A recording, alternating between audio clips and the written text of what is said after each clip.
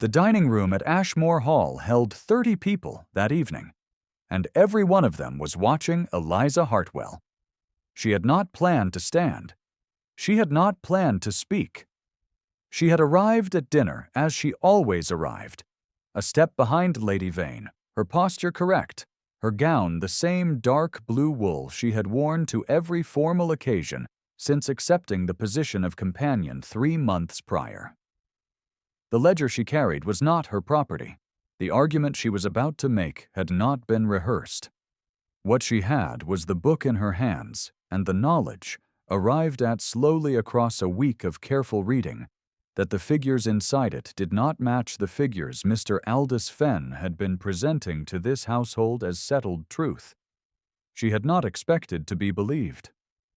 What she had not expected, not in any version of the evening she had imagined, was that Richard Ivanov, the Earl of Ashmore, would cross the length of that candlelit room in 3 strides and stand beside her before she had finished her first sentence. That moment, and the one that preceded it, and the long months that had made both of them possible, began in October, on the afternoon Eliza first arrived. The carriage that brought her from Bath had been hired at the cheaper rate and smelled of damp leather, and horses pushed faster than they should have been. Eliza had spent the journey with her trunk wedged against her knee and a letter of engagement folded in her coat pocket, reading it twice, not because she had forgotten its contents, but because the reading gave her hands something to do. The letter was from Lady Dorothea Vane, and it offered Eliza the position of companion at the rate of £32 per annum, with lodging and board provided. It did not describe the house, the household, or the nature of the lady in question. It described instead what Eliza would be expected not to do, which told her a considerable amount about the preceding companion. Ashmore Hall was older than she had anticipated, and better kept. The stone was gray and solid, the drive was raked, and the kitchen garden she glimpsed through the iron gate at the lane's turning was tidy, even at the season's end, the beds banked against the cold with straw.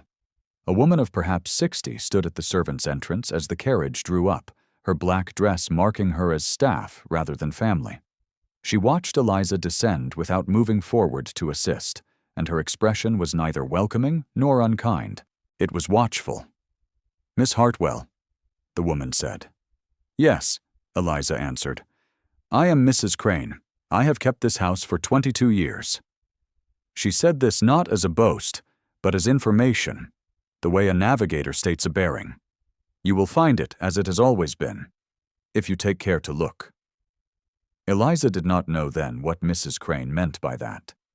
She would learn. Lady Vane received her in the yellow drawing-room on the first floor, and Eliza formed her first assessment of the woman within the opening minutes of their introduction.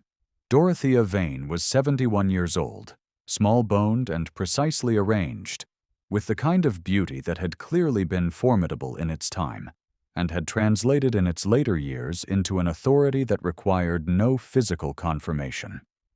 She wore more rings than the occasion required. She had the habit, observed twice in the first quarter hour, of stating her preferences in the form of questions that did not invite disagreement. "You read French?" Lady Vane asked, by which she meant, "You will read French to me on the evenings I require it." "I do," Eliza said. "And you play, I assume?" "Adequately." Lady Vane examined her with the particular attention of a woman who has spent 50 years assessing other women's social utility and has never once been surprised to find it wanting. "Lady Ashmore's companion before you was a Miss Porter. She was too pretty and not sufficiently reliable." She paused. "You appear to be neither." Eliza absorbed this without visible reaction, which was itself a kind of answer. She understood what the position required. It required her to be present and invisible simultaneously, to provide the services of intelligence and company while maintaining the social fiction that she occupied no particular space of her own.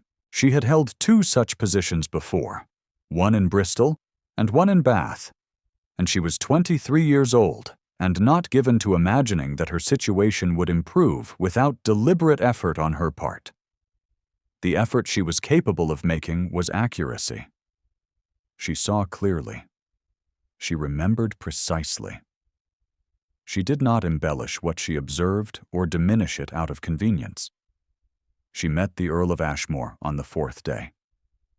She had been sent to the library to catalogue a collection of Lady Vane's correspondence volumes, a task the household's footman had failed to complete to her ladyship's satisfaction. The library was on the upper floor, a long room with windows facing north, and it smelled of linseed oil and cold paper. Eliza had been working for perhaps an hour, her back to the door, when she heard the door open behind her. She turned. The man who stood in the library doorway was 34 years old and built with the kind of economy that comes from a life conducted largely out of doors. He was not handsome in the way that Miss Cecily Morrow, currently installed in the East Wing as Lady Vane's guest, was meant to consider handsome. His jaw was angular, and his eyes were gray, and he held himself with the absolute stillness of someone who had learned that physical presence could be a kind of statement and had chosen to keep his statements brief. He wore no expression that Eliza could immediately read. He looked at her as one looks at something unexpected in a familiar room, and then he looked at the shelves behind her, and she understood from this that he had come for a book. "Miss Hartwell," he said. "Your Grace," she said, which was wrong. A pause. "Ashmore," he said. "I am an earl. Your Grace is reserved for a duke." Eliza felt the correction settle. "My lord," she said. He nodded once, moved past her to the east shelves, removed a volume without searching for it, and left. The door closed on a room that felt, somehow, different from the room she had been working in before he entered it. She returned to the catalogue. She did not examine why her heartbeat had taken several seconds longer than it should have to return to its ordinary pace. She had a great deal of work to do, and she was not in the habit of wasting time on observations she could not substantiate. That was October. Mr. Fenn arrived in November. His name was Aldous Fenn, and he presented himself as a representative of the late Mr. Simon Hargrove's estate. Mr. Hargrove having been a ward of the Ashmore family who had died in the summer. Fenn was of medium height and possessed a facility with expression that Eliza noticed on first observation and set aside for later consideration. He smiled in the way of a man who has learned that smiling is an instrument rather than a response. He produced from his satchel a set of documents, each carrying what appeared to be proper seals, and presented to the household's assembled seniors, including Lady Vane, a claim that the Earl of Ashmore had appropriated £3,000 from the late ward's estate account between the years 1809 and 1811. Lady Vane heard this and went very still. Her stillness was different from Richard's. Where Richard's stillness was a form of restraint, hers was the stillness of a woman cataloguing a new piece of information against every other piece she possessed. £3,000, she repeated. "The ledger records are quite clear, my lady," Fenn said. Within 48 hours, the household had formed its opinion. Eliza could see it operating around her like weather. The footman, a young man named Peters, discussed it with the under-housemaid in the passage and did not lower his voice when Eliza passed. The cook, who had opinions on everything, delivered her verdict over the breakfast preparation she permitted Eliza to observe when Eliza came down early for hot water. The Earl had always been distant, hadn't he? And distance in a man was never without reason. Miss Cecily Morrow, who had dark hair and diamonds at her throat, and the specific confidence of someone who had been told since childhood that she was the correct choice, repeated Fenn's claim to Lady Vane in Eliza's presence as though Eliza were a piece of furniture that might or might not overhear. Lady Vane listened and did not correct her. Eliza listened to all of it and did not yet speak. What she did instead was read the documents Fenn had left on the drawing-room table. Lady Vane had given her leave to organize the papers, which meant she was permitted to touch them.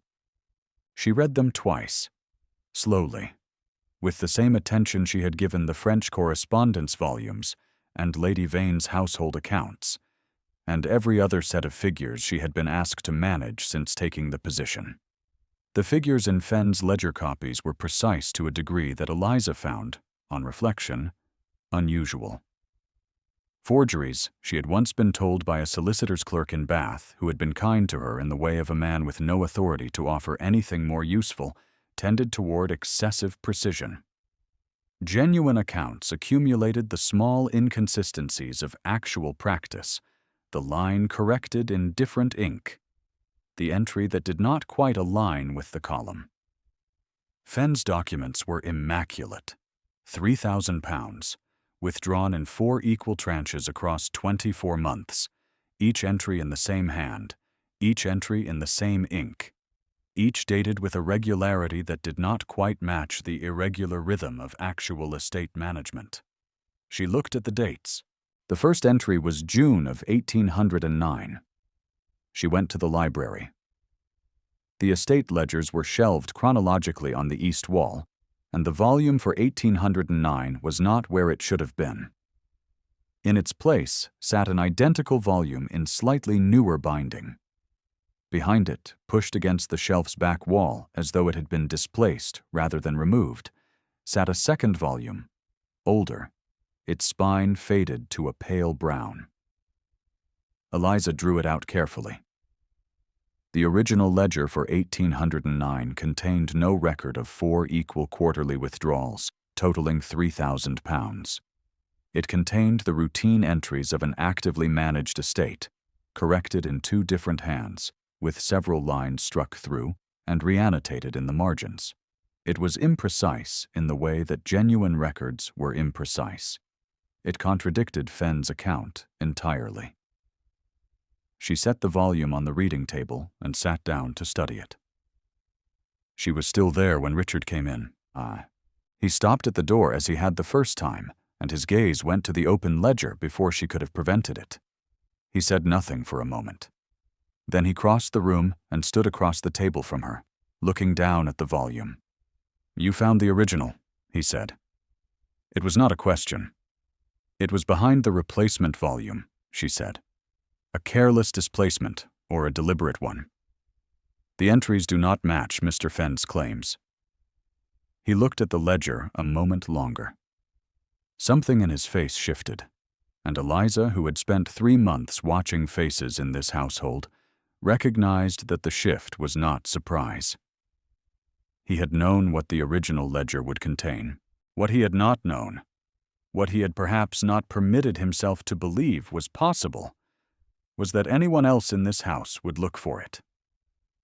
"You risked your position," he said. "I read some documents," she said. "That is what Lady Vane engaged me for." He sat down across from her then, which she had not expected, and he said nothing for long enough that she began to wonder if she had misread the moment entirely. When he spoke, his voice was level, but the level quality of it cost something she could hear. "My ward, Simon Hargrove, was 17 when he came into my guardianship. He was 19 when he died. He died of a fever, in this house, in August." He paused. His estate was modest. His aunt was his only surviving family. She died the following spring. Fenn is not her representative. I do not know whose instrument he is. "Someone wished to establish a claim against you," Eliza said. "Someone has managed it rather well. The household believes him." She looked at the ledger and then at him. "Not the entire household," she said. He was quiet again. Then, in a voice that had been stripped of its customary authoritative distance, he said, "My wife died in this house 3 years ago. In the East Room, in childbirth. I was not with her. I had received a message that evening that I believed required my immediate attention, and I left. The message was false, sent by a man who owed money to someone who wished to embarrass me. By the time I returned, it was over. He stopped. His hands on the table were perfectly still. I have had no desire since then to engage the goodwill of anyone whose good opinion requires my explanation. Eliza did not offer comfort, because comfort was not what the moment required, she said. Fenn knew that. He looked at her. Yes, he said. I believe he did. The silence after that was different from the silence before. It was not an absence, but a weight. The particular weight of information shared at some cost between two people who had not previously been in the habit of sharing anything. A footnote here, offered to you before the next storm arrives. If Eliza's story is sitting with you, stay close. What happens in the dining room will matter more if you have the full accounting of what it cost her to get there. She did not carry the ledger to Lady Vane that afternoon. She returned it carefully to the shelf, behind the replacement volume, exactly as she had found it. She needed it to remain where it was, available but unfound, until she understood better what she intended to do with it. The following morning, Mr. Fenn approached her in the corridor outside the correspondence room. He had, she realized, been watching for an opportunity to find her alone. He was carrying a sealed letter, and he held it out to her with his instrument smile engaged. Lady Vane has asked me to send a summary of my findings to his lordship's solicitor in London, he said. I would be grateful if you could carry it to the footman for dispatch.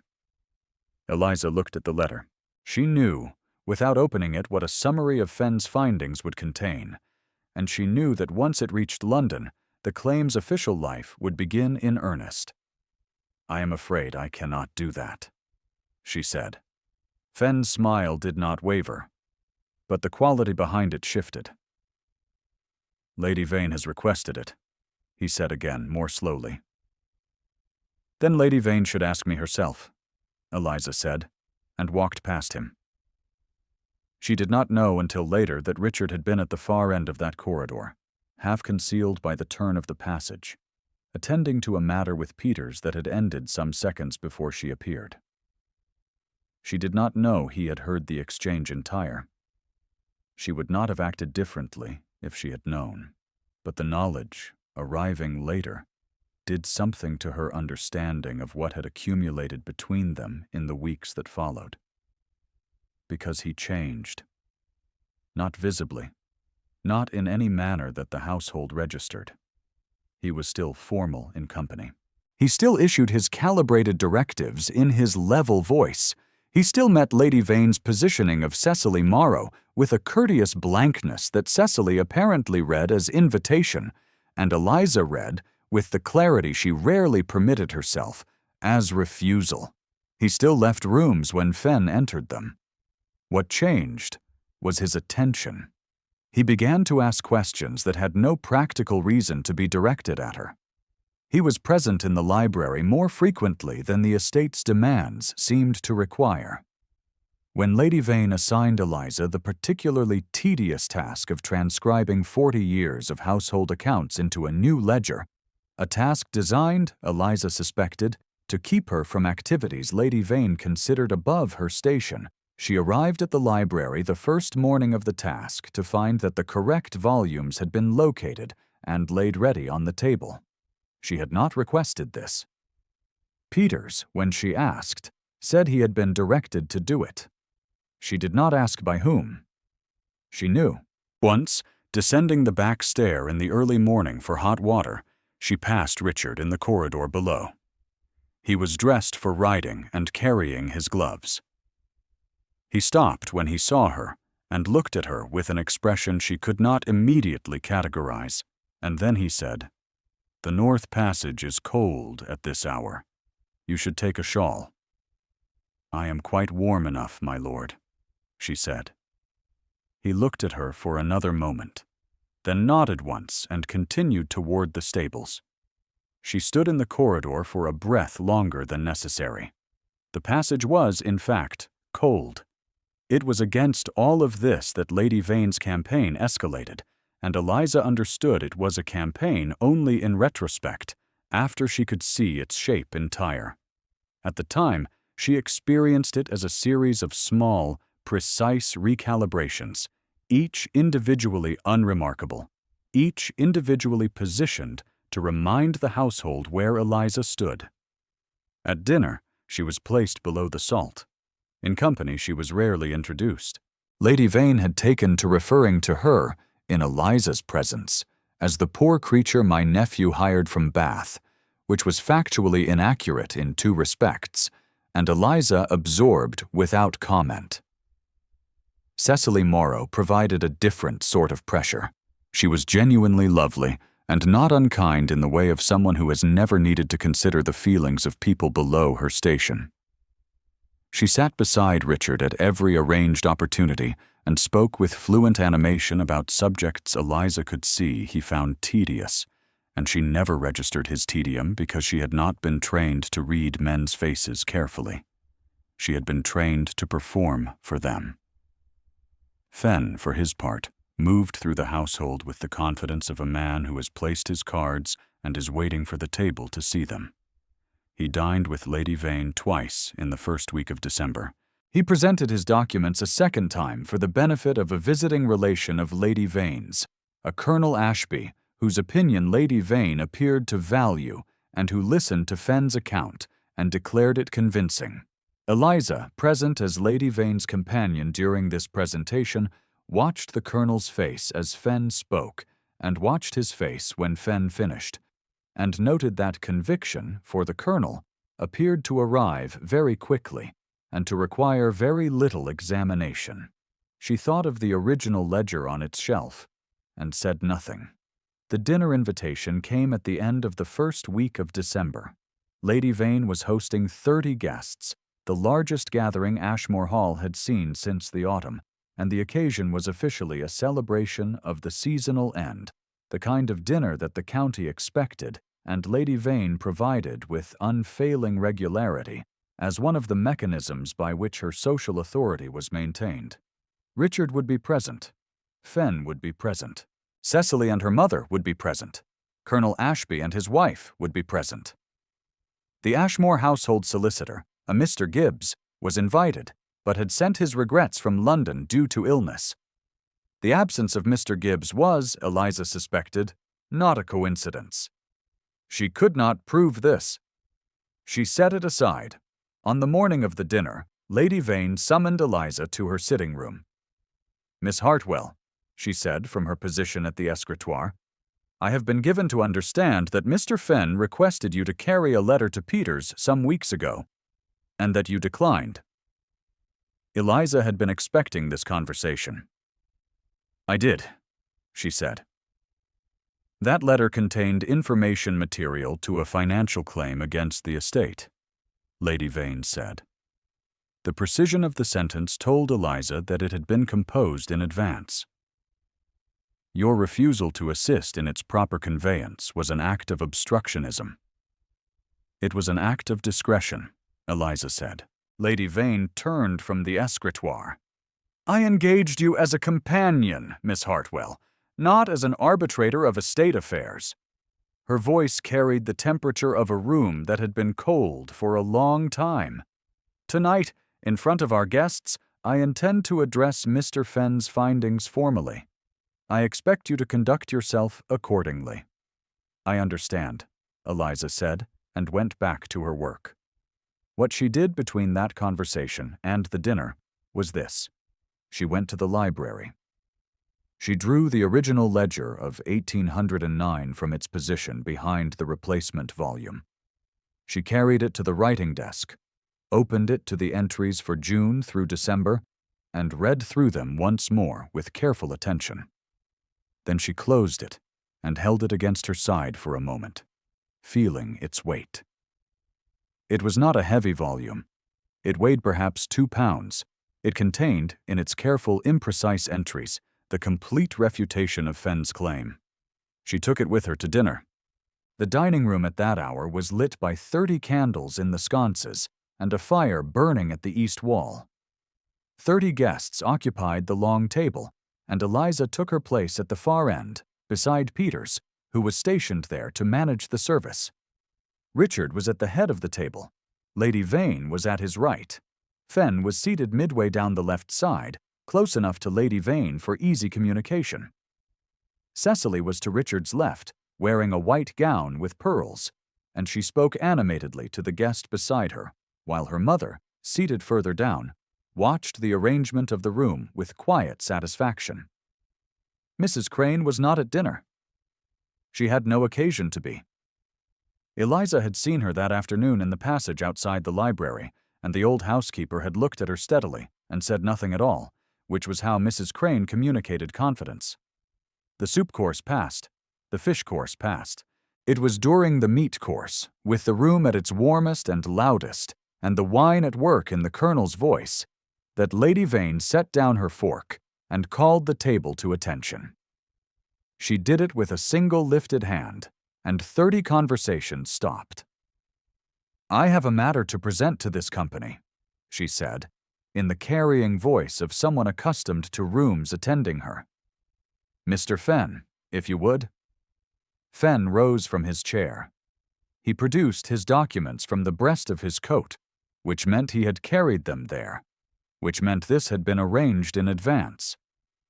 He presented his claim clearly, fluently, and with the practiced ease of a man who had delivered it before, and expected it to land as it had before. £3,000, 4 tranches. The ledger records clearly showing the withdrawals against the late Ward's estate. He concluded with the statement that it was his duty, in the absence of the household solicitor, to bring this matter before those assembled as the appropriate witnesses to its resolution.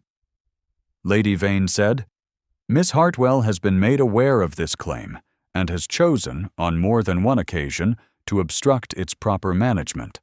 I consider this a form of disloyalty to this household." 30 faces turned to Eliza. She felt the air of the room against her skin, the way one feels weather before it arrives. She was aware of her heartbeat in the specific way she was always aware of it in moments of irreversible action, a steady, insistent pressure behind the sternum. She stood. "I would like to show the table something," she said. Her voice was steady. She was glad of that. She set the original ledger on the table and opened it to the entries for June 1809. "This is the original estate ledger for the year 1809, she said. "It was shelved in the Ashmore Library behind a replacement volume, which I discovered during the course of my cataloging duties. The entries for the period Mr. Fenn describes contain no record of 4 quarterly withdrawals totaling £3,000. There is no record because the withdrawals did not occur." A silence settled over the 30 guests that was different from the silence Lady Vane had commanded. This was the silence of people recalculating. Fenn said, "That document is a copy, inaccurately prepared." "It is not a copy," Eliza said. "It is the original, as the binding confirms, and as any examination of the paper and ink will confirm to any person competent to examine them." Fenn said, "The young woman has been put up to this by his lordship, who has had 3 months to suborn his household." Lady Vane said, in a voice that was almost admiring of its own precision, "Miss Hartwell arrived in October as a stranger to this house. She is a paid companion. She is a poor creature from Bath, without standing or connection. Her character and her motives are not unimpeachable." And then Richard Ivanov, the Earl of Ashmore, pushed back his chair. He rose without haste, and he crossed the room in 3 strides, as she had not permitted herself to anticipate. And he stood beside her. He looked at the ledger for 1 moment, and then he looked at the 30 faces watching him, and his voice when he spoke was level and precise and final. "Miss Hartwell came to this table this evening without my knowledge and at risk to herself," he said. "She has presented evidence that contradicts a fraudulent claim. She has done so honestly, which is more than can be said for every person currently seated at this table." He looked at Fenn directly. "You will remove yourself from this house tonight. If you are found on Ashmore property after midnight, I will send for the magistrate." Fenn looked at Lady Vane. Lady Vane looked at Fenn and then at Richard, and something moved across her face that Eliza had not seen there before. It was not remorse. Precisely. It was recognition. The specific recognition of a woman whose certainty had rested on the assumption that no one present would challenge it. Confronting the evidence that her assumption had not held, her composure did not break, but her authority, so absolute when the evening began, had shifted on its foundation, and both of them could feel it. "Dorothea," Richard said quietly. "Only her name, nothing else."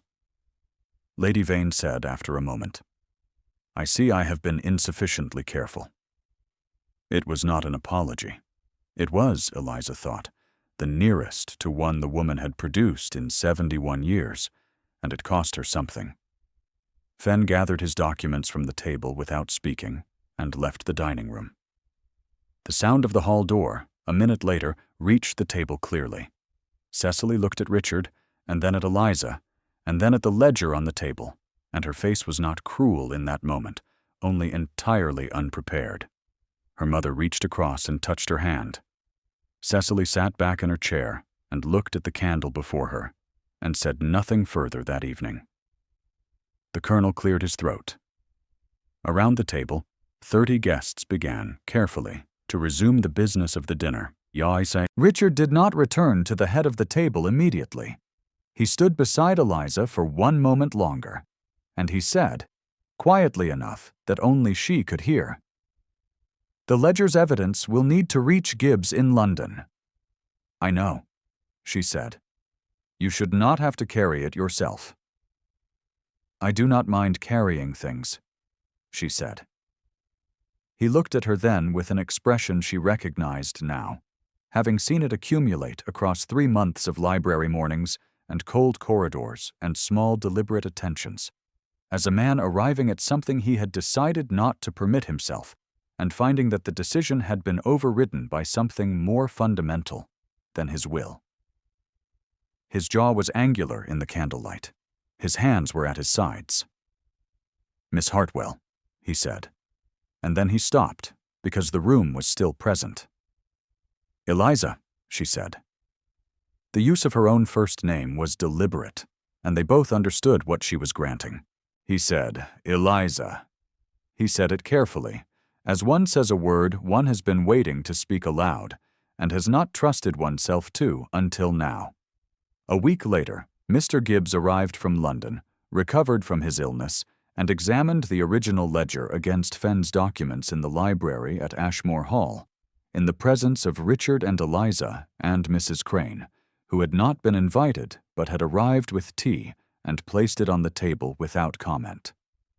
Gibbs, a dry, meticulous man of 50 who had served the Ashmore estate for 20 years, examined both volumes for 40 minutes without speaking.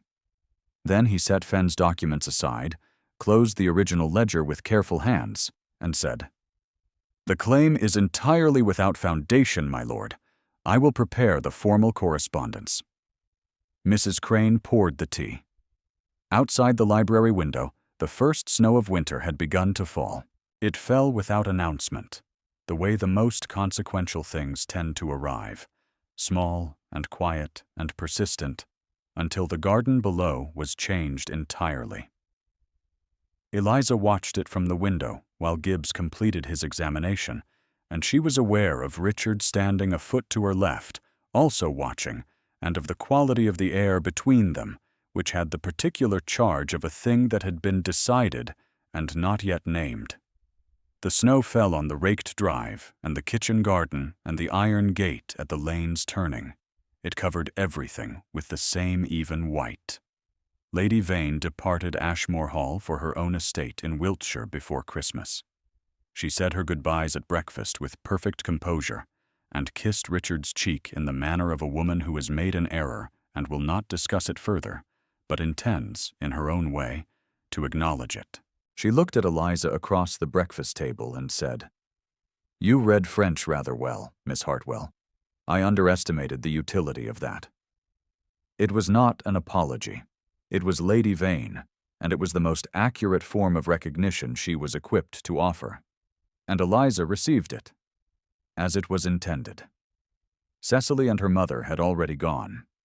Mrs. Crane, passing through the breakfast room to attend to something in the passage, paused long enough to exchange a glance with Eliza that contained 22 years of this household's history, and one very precise vindication. The days that followed were quiet in the way of a house that has found its proper arrangement after a long period of disruption.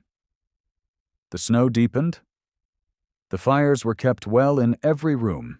Eliza continued her cataloging of the correspondence volumes, not because Lady Vane remained to require it, but because the work was ordered and useful, and because the library was where she found herself, repeatedly and without great astonishment, sharing the morning hours with Richard. They talked about the estate. They talked about Gibbs's correspondence, about the procedural requirements for formally dismissing Fenn's claim, about the management of the South Field in spring. They talked, eventually, about his wife, whose name had been Catherine, who had been kind and undeserving of what had happened to her and to him. "I have thought for 3 years that I left her," he said. "It was what the evening contained, and I have not been able to revise it." Eliza considered her words carefully. She said, "You were deceived into leaving. That is not the same thing, however much it has felt like it." He was quiet for long enough that she wondered if she had overstated the license their weeks of conversation had accumulated. Then he said, "I know that. I have known it for some time. The knowing and the feeling have not yet reached an agreement." "They will," she said, which was not comfort and not remedy, but simply a steady assessment, offered honestly, in the way she offered everything she was capable of offering. He looked at her across the library, and the expression she had watched form slowly across 3 months of careful distance was fully present now, undeniable and unmasked, the face of a man who had resolved something he had not expected to resolve. He proposed on a Tuesday in the library, with the snow still on the ground outside and Gibbs's formal letter of dismissal lying on the reading table between them. He did not make a speech. He said, "I should like you to stay. I should like you to stay as my wife, if you are willing." Eliza had spent 23 years learning not to expect to be chosen freely. She had built her life, carefully and without complaint, on the assumption that what she would receive from the world was adequacy in exchange for excellence, and that she should find her satisfaction in the excellence rather than in the exchange. The assumption had been her discipline and her protection, and it had served her. It no longer served her. "Yes," she said. They were married in January at the church in the village, with Mrs. Crane present and Peters and the cook and 4 of the local households who had known the Ashmore estate for a generation. Gibbs attended and signed the register with the dry precision he brought to all official functions. The snow was still on the ground. Eliza wore a gown of cream wool that she had made herself in the 2 weeks before the ceremony, working in the evenings in the library while Richard read at the east shelves, which was not a traditional arrangement for a bride in the days before her wedding, and was entirely correct for them. She had placed the original ledger back on its proper shelf before the ceremony, and had asked Peters to find the replacement volume a more appropriate home. The shelves were in their right order now. The accounts of the Ashmore estate from 1809 sitting undisturbed in the sequence where they belonged. That evening, the house was quiet. The fire in the main drawing room burned steadily behind the grate. The snow outside the windows had begun again, falling through the dark in the unhurried way of a thing that intended to stay. Eliza sat with Richard on the settle before the fire, and they were both quiet. which was one of the things she understood had always been true of them. That they were easiest in each other's presence when no performance was required. Mrs. Crane appeared in the doorway with a tray of tea, set it on the low table, said nothing, and withdrew with the quiet authority of a woman who has kept a house for 22 years and has seen it arrive, at last, at the arrangement it should always have had. The fire settled in the grate. Outside, the snow came down without sound. Eliza looked at the window, at her own reflection in the dark glass, and saw behind it the faint white shapes of the kitchen garden, the raked drive she had arrived on in October, the iron gate at the lane's turning, covered over, now and still. She was home. If Eliza's story stayed with you, leave a comment with the moment that meant the most. Stories like hers keep their warmth longest when they are shared.